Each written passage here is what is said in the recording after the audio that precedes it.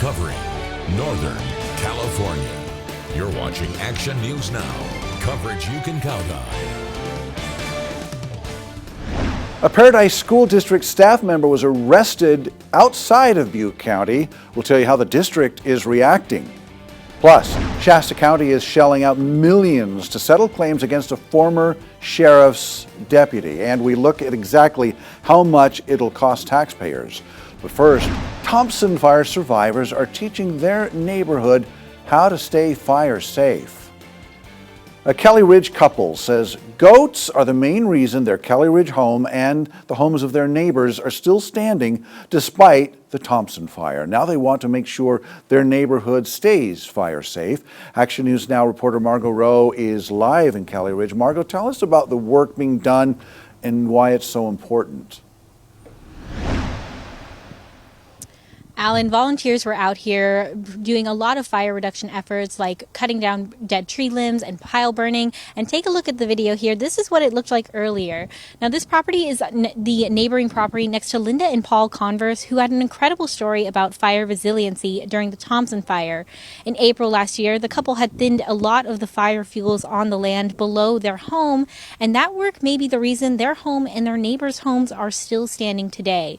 Now, the Thompson fire burned right up to where that work happened. Now, with the help from the Fire Safe Council and Burn Association, more fuel reduction work is making this area even more resistant to fire. And the work being done today on the Anderson property is huge already, because we had goats last spring also before the masticator came, and the goats cleared out all the overgrown brush you couldn't even see back in there. And so today it's practically all cleared up. It's beautiful out there. It could be a park.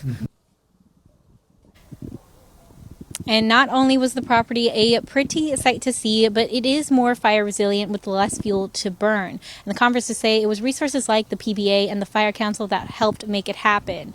And the Converses say the work isn't done yet. They're still going to be maintaining the property with goats and are still working to cut down some tree limbs before the summer starts. Reporting live in Orville, I'm Margot Rowe for Action News Now. Thank you, Margot. The Prescribed Burn Association coordinator told Action News Now that last year the group helped more than 30 property owners make improvements on their land. As wildfire survivors in our area continue to rebuild, hundreds of thousands in Southern California are still unsure if they have homes to return to.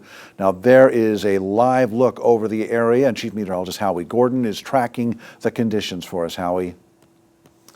Yeah, Alan. So here our winds are starting to decline, and that's happening in Southern California as well. So they are getting some help. Now, winds are expected to pick up again up here and then down there eventually as well. So that's not good. But both locations, Northern California, SoCal, remaining on the dry side. Now, as storms and troughs come close, you're seeing, for the most part, north of the state, a little bit of activity kind of zipping around to the northeast, but the impact will be, it'll help with our winds.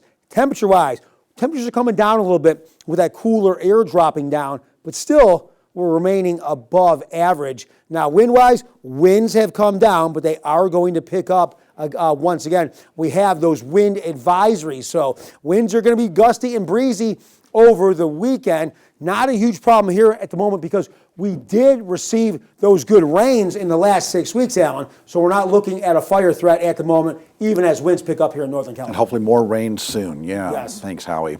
Well, Butte County United, a local nonprofit group, is partnering with several others across Northern California to help fire survivors in Los Angeles. Well, these are some photos of some of the past distributions the group has made that they've been a part of, and the CEO and president, Frank Martinez, has put together over 25 emergency disaster relief donation distributions over the last 8 years. Some of the items include hygiene products, camping gear, even toilet paper. It's important for us to stay strong. We want to reach out to the community that this is a long-term recovery effort. This is nothing that's going to happen overnight or even within the next year.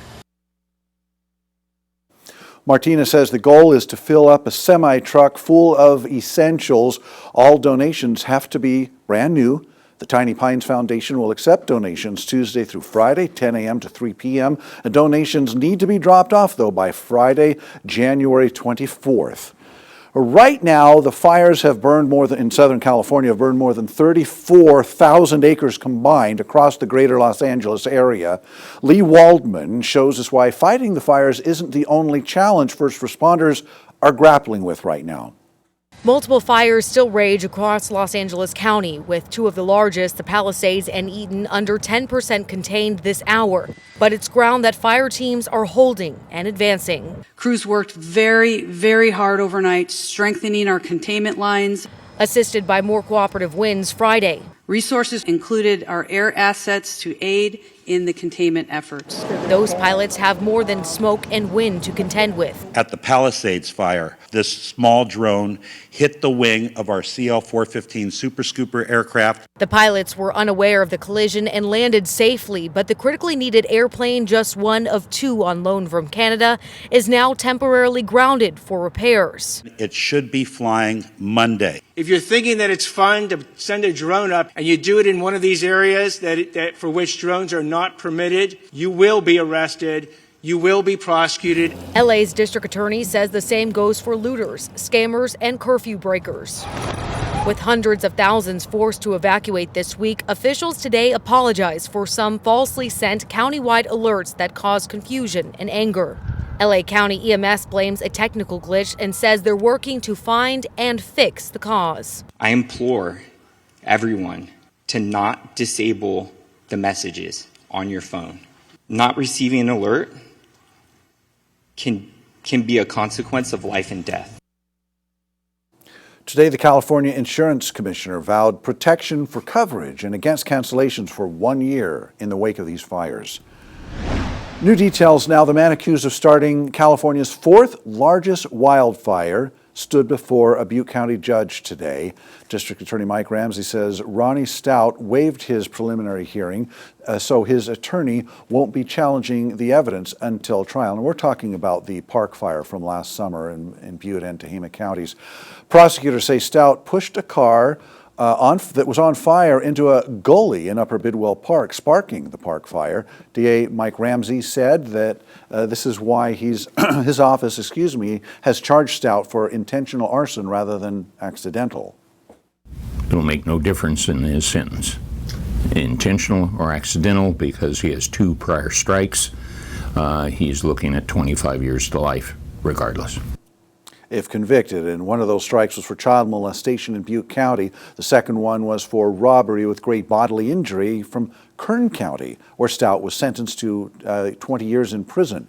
Ramsey says he believes his office has enough evidence for a conviction. Stout will be back in court March 6th to set a trial date. A Paradise Unified School District staff member is under investigation. We got our hands on a statement from the superintendent of the school district, Tom Taylor, which tells parents a staff member was arrested over winter break in another county. Taylor says the arrest happened outside of Butte County and that there are no students tied to the allegations from Paradise. So the district says the staff member is on leave until an investigation is complete.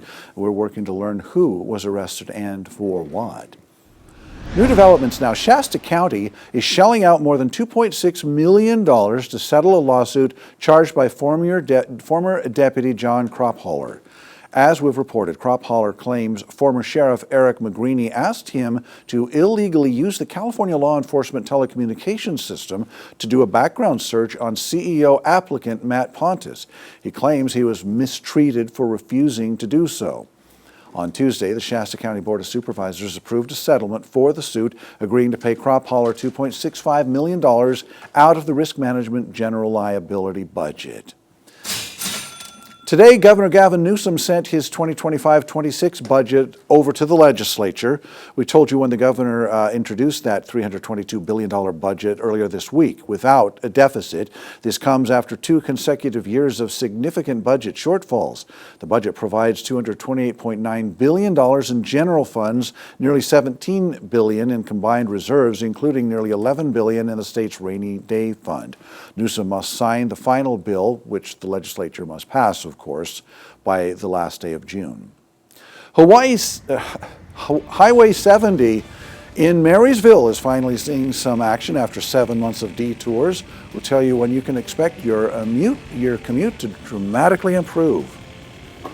Our starting center that year, Doug Crockett, he called me out of the blue in September. He says, Coach, we should do a reunion. And what a reunion it will be. We'll show you as Shasta High's 1980s basketball team reunites for the first time in 44 years next.